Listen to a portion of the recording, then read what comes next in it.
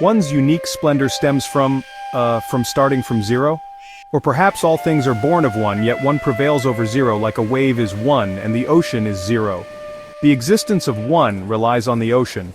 One is always a fleeting duxiu, unique splendor, like a shooting star or a blooming epiphyllum eventually returning to zero. In the long river of history, every shining drop of water was once a figure like Qin Shi Huang, Zhao Feiyan, Yang Yuhuan. But do you see these drops boasting about their past in the ocean? No. They dance the joyful Guozhuang dance together, harmonious and free. A drop's uniqueness can't exist without the tolerance, yearning and admiration of all other drops in the sea. If you place a drop on Mars, even if it's excellent, it's like Tiger Woods making a hole-in-one on Mars with no audience. What's the point of such loneliness? Translating Yi Zhi Du Shu Yu Ling De Rong Ren, the unique splendor of one and the tolerance of zero, is a puzzle, for it's a pun. In history, countless kings and generals have come and gone, but to silicon-based life, you're all just carbon atoms. Maybe that's why Shengling Tutan lives devastated, happens, because every life fundamentally starts with a carbon atom. Yet zero transcends the three realms and five elements, existing beyond the three-dimensional world.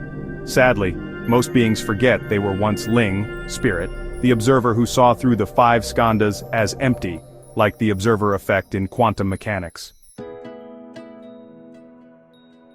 Thus, sentient beings turn from Guanzi Zai Pusa, Avalokiteshvara, into ordinary mortals, losing their power to observe. Hence they became Unzizai, uneasy, and unfree, trapped in suffering.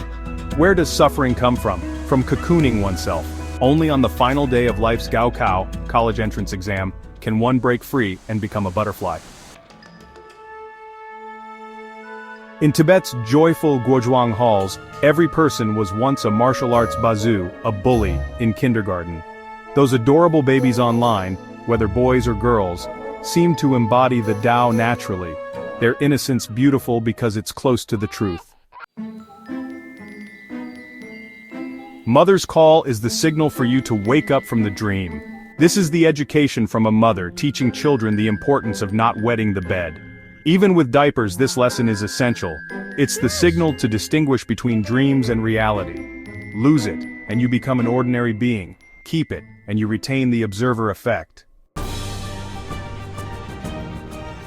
A unique one might be a national hero to one people, but a war criminal to another. To universal life, you're all carbon atoms. Maybe that's another source of Shengling Tutan. When the one, ego, seeks splendor, it relies on the zero, collective, for tolerance and care. Mother's education, teaching you not to wet the bed, helps you differentiate reality from dreams. In dreams, you might be a princess, king, doctor, or CEO. But without this mother's call, you'll be stuck in illusion. Only by heeding it can you wake up, return to the sea, and merge with the Tao. That's why, unless necessary, avoid using diapers, especially in child-rearing. This is the origin of malasike, a playful term. Life's rules are simple. Wean at the right age, and don't wet the bed. It's like peeing on a diving board versus in a pool. The difference between illusion and reality. Making mummies is humanity's attachment to existence and ignorance of zero. Zero isn't nothing. It's the cradle of all uniqueness. Like the black soil of northeast China or the boundless ocean, zero nurtures countless splendid waves. Why preserve a wave as a mummy? Let it return to the sea.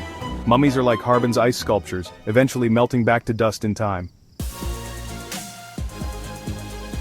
The dominance of one is fleeting, the tolerance of zero is eternal. Even if you mummify one, it will still turn to zero. Compared to billions of years of evolution, mummies are no more than ice sculptures in a Harbin park.